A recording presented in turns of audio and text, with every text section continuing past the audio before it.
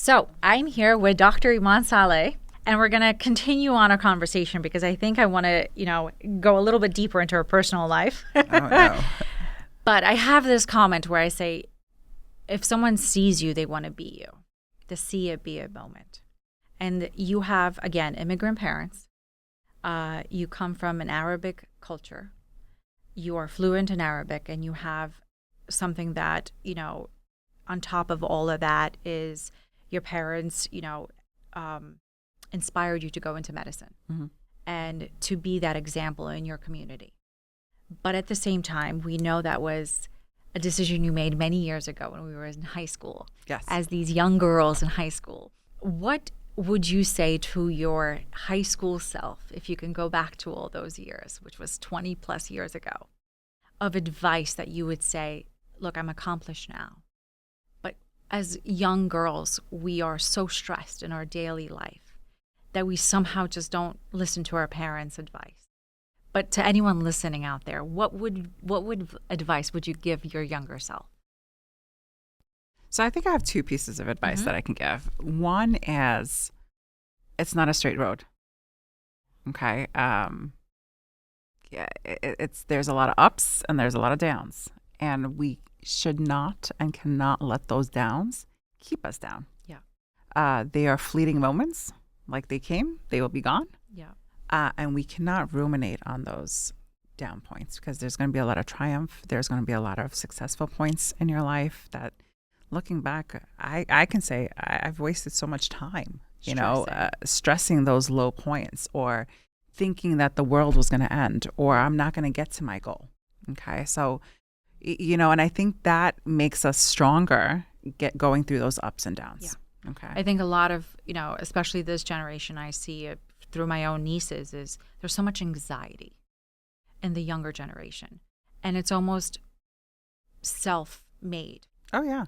And you go, how do you solve for that? As a parent, you tell your children, get over it. Yeah, but we don't want to right? listen. But you don't listen. But you do listen from other people who are in very respectable, careers, and a career that they may want to follow in your footsteps. And when they hear you say, there's a lot of ups and downs, and this too will, pass. And it's not a straight line. We just have to kind of, remember that and kind of repeat those. I said it in my first podcast, and a lot of people gave me, kudos in the end for saying it, because it references Dory from Finding Nemo, right? Is just keep swimming. Yeah. You can't let those moments of lows take you off track.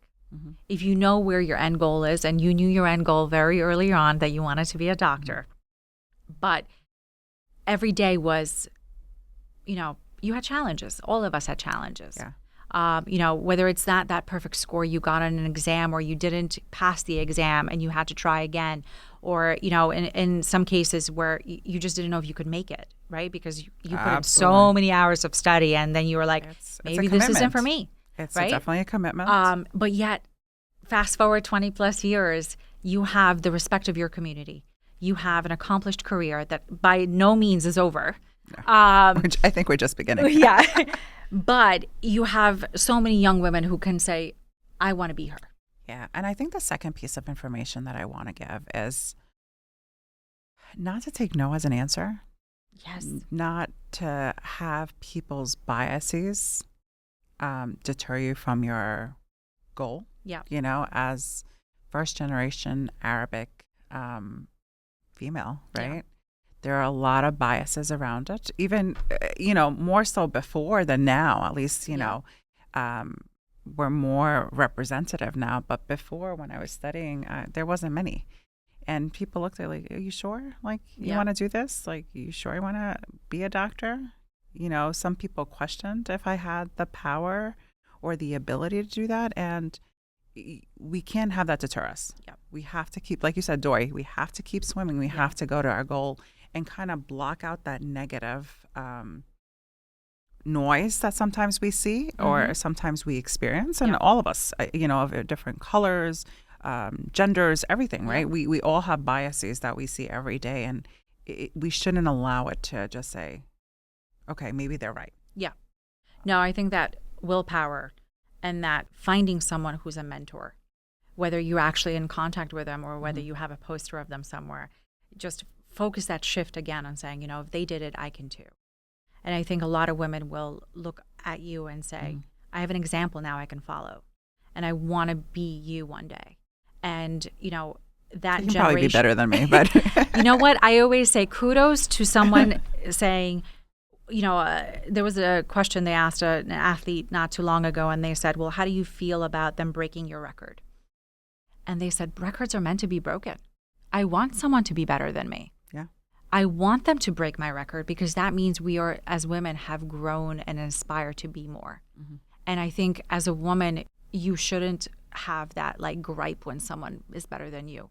Because I always say when you're in the room, you should be surrounded by people better than you so that you are challenged to be better.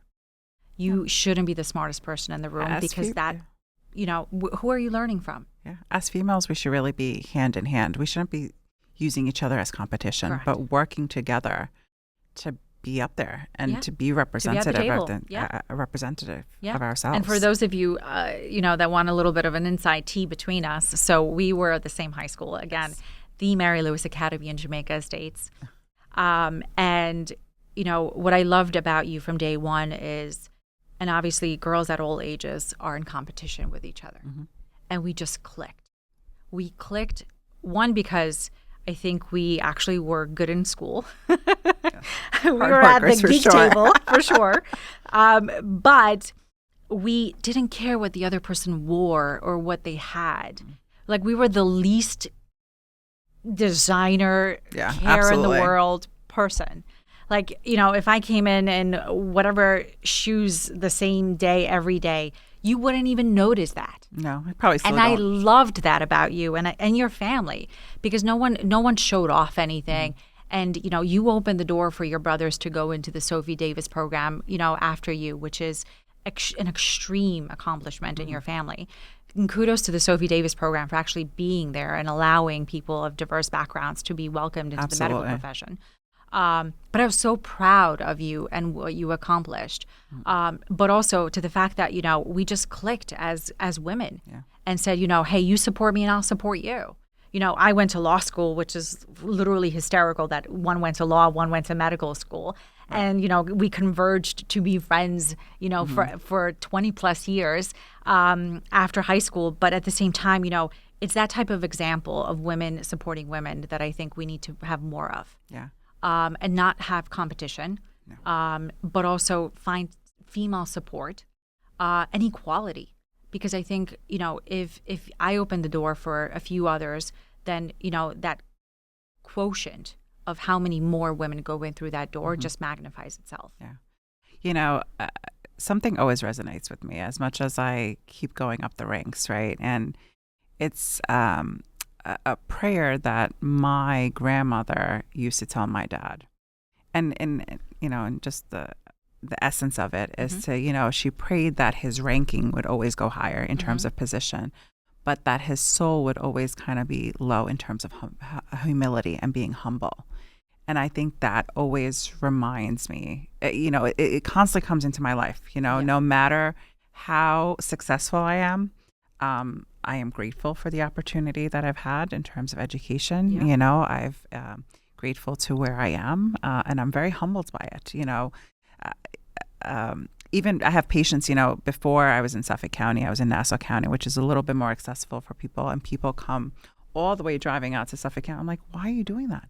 They're like, Dr. Saleh, like, it's you. Like, it's a once-a-year visit. We want you. We love you, And it still continues to humble me. Yeah. It keeps me to my core. And I think we have to remember that. For sure. And I think that's a great reminder. And your dad, obviously, is a very smart man.